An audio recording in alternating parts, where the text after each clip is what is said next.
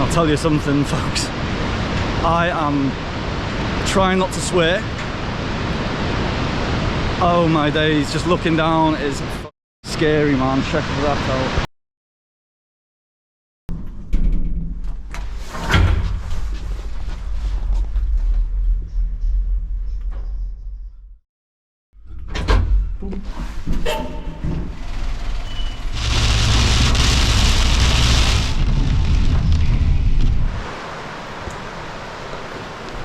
Well, hello folks, welcome to Paiva here in Portugal.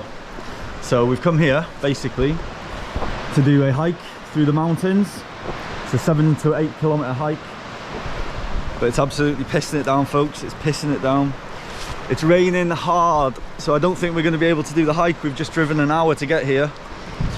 It looks absolutely stunning, but it's absolutely pissing it down. Raining hard. Been raining the whole way.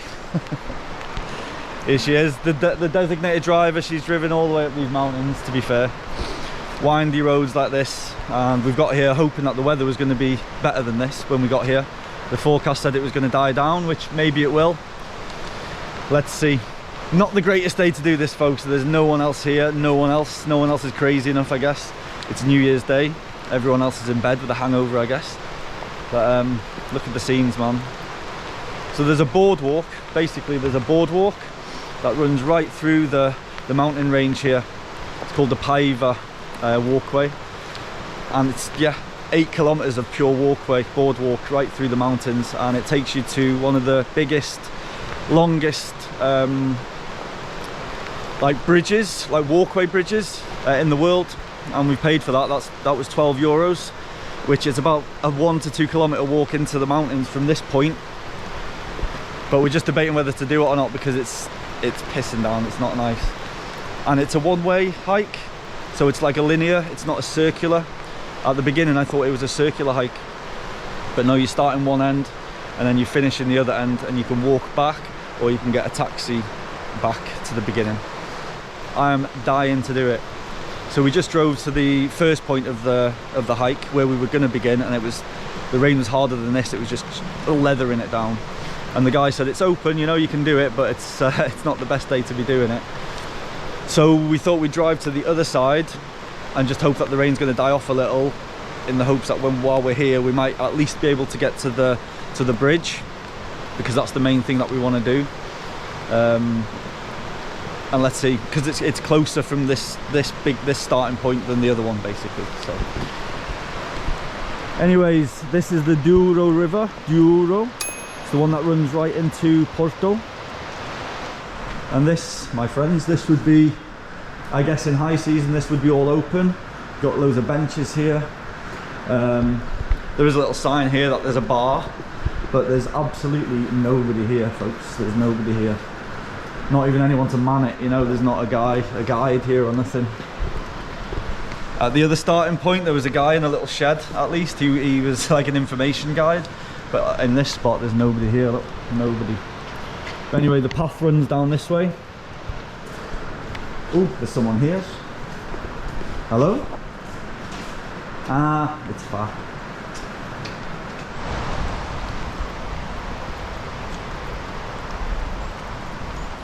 Well folks, we're going for it. We're going for it.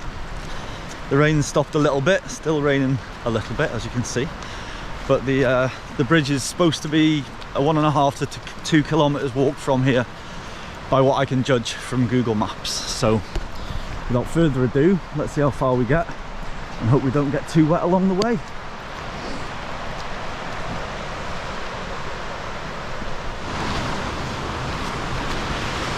So after walking about 5 or 10 minutes through the forest, the walkway begins, folks. The walkway begins. And this goes for 8 kilometers through the mountains, all like this, all the wooden pathway. So if you like the idea of hiking, but you don't like the idea of uneven ground and walking over rocks and all sorts of terrain, if you're ever in Portugal, I think this could be the hike for you to get you out into nature, because it's very easy, bar hundreds of steps. We've got loads of steps in front of us, I can see them right now. But yeah man, look at this. 8 kilometers of pure heaven, providing it's not pissing down with rain like it is now.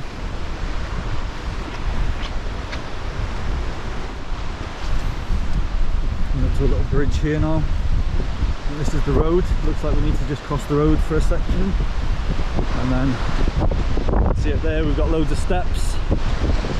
It's a few hundred to get up here, folks, before we get to the bridge. So just said to Fabiola, I hope you've done your stretches. Bit of exercise to be done today.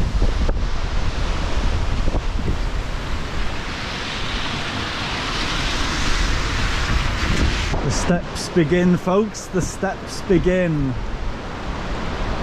Beautiful. Look at this. It's enough to make you feel alive. Alive.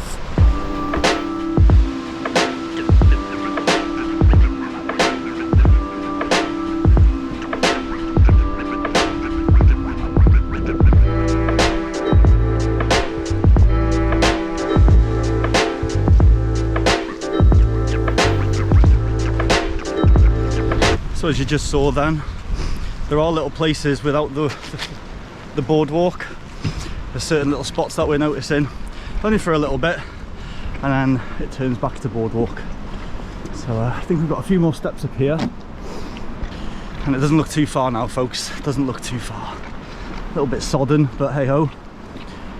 Sometimes the hardest roads lead to the most beautiful destinations, as we say. So Fabiola's just pointed out, we can just see the bridge in the distance here. We can see it on the other side. Anyways, let's continue. That's where we've just come from. We've walked along the river there. Cars down there somewhere. Nearly there. Nearly there.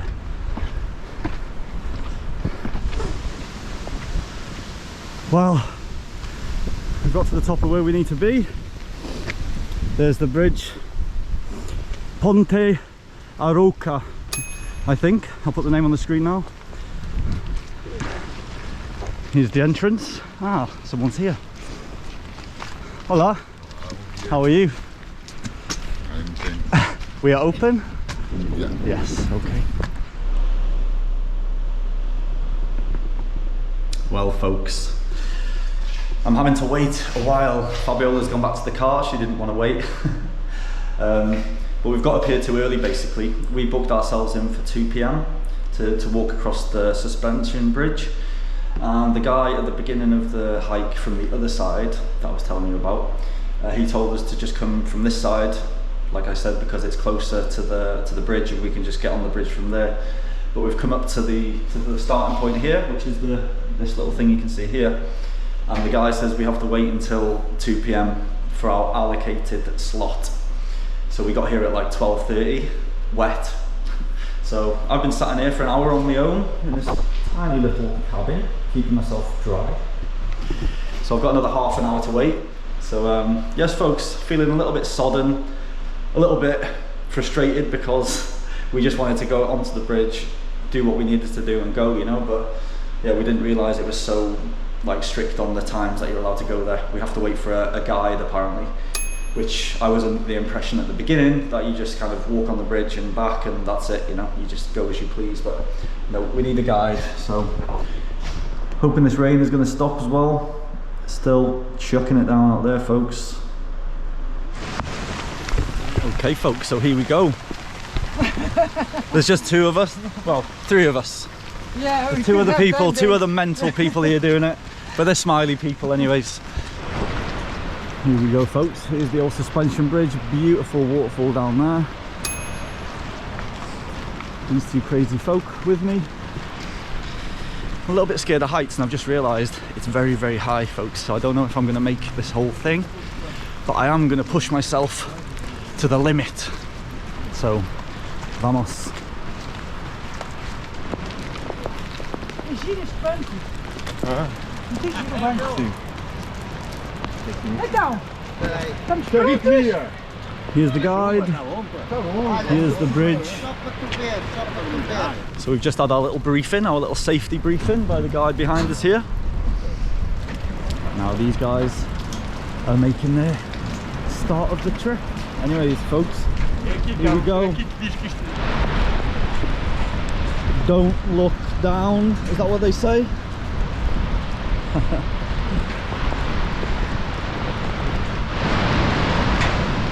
So these guys have kindly let me go in front. They can see I'm trying to get some footage here. But wow man, check this out. Shit me.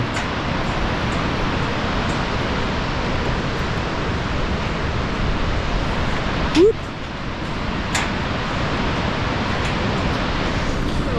So the guide was just telling us that this used to be the highest and the longest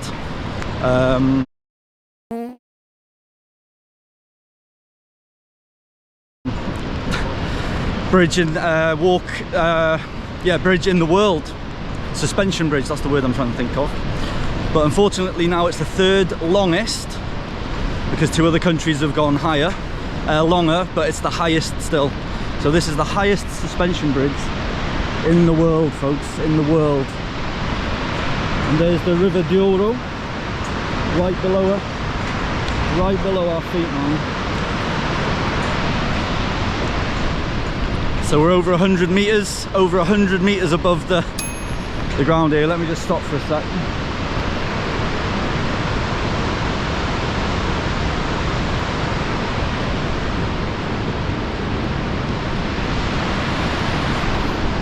So it's over half a kilometre long, all the way. It's absolutely pissing down, folks.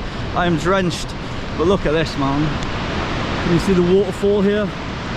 Running straight down into the river. Unbelievable scenes, man. And you can see the pathway that we were going to walk. You can see the boardwalk all the way along here, look. You can see the steam rising, look at that. Woohoo! Folks, it makes you feel alive, I'm telling you that, it makes you feel alive.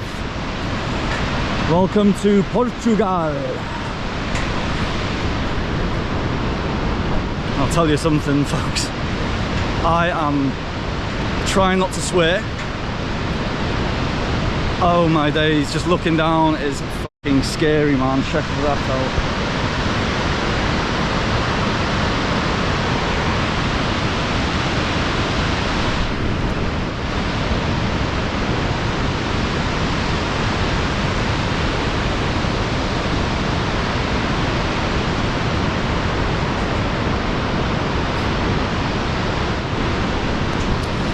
Well folks, how about that?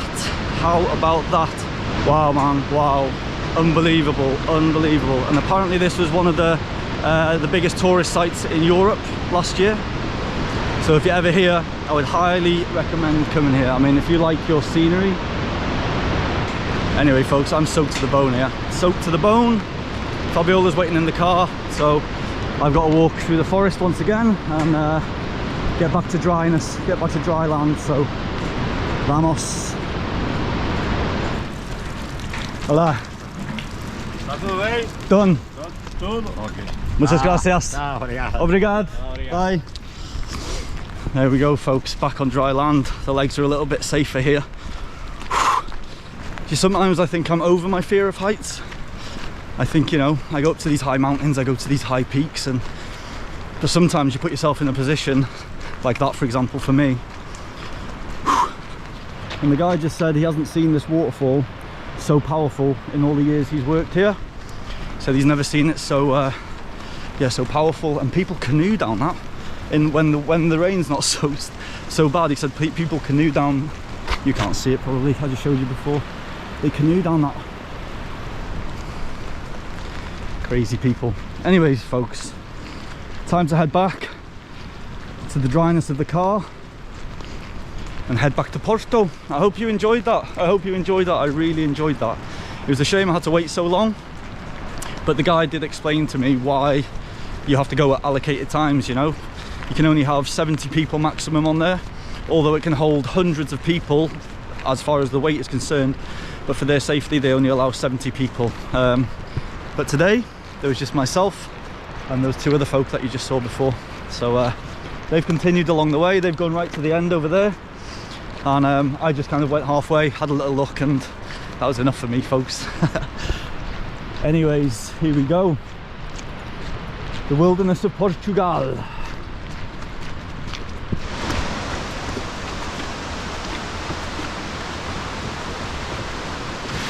So this is how heavy the downpour of water's been today. See a little river here running right across the road. Heading straight down to create a little waterfall.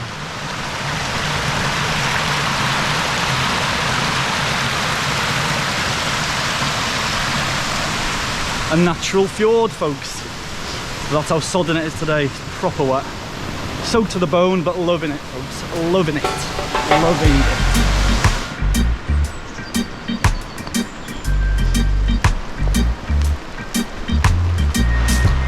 Here we are, folks. Home sweet home.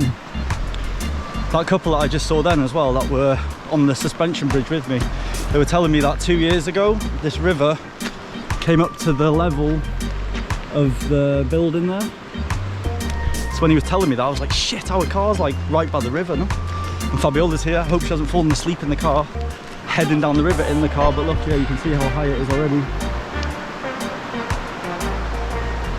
Anyways, folks, let's get in the car, let's get nice and dry.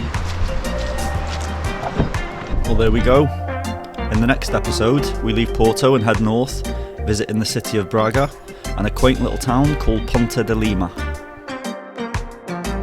We end up in Punta de Cabedelo, which is as far north as you can possibly get before we hit the Spanish border, which is separated by a river. Lovely. Until then, take care and have fun, folks. Peace.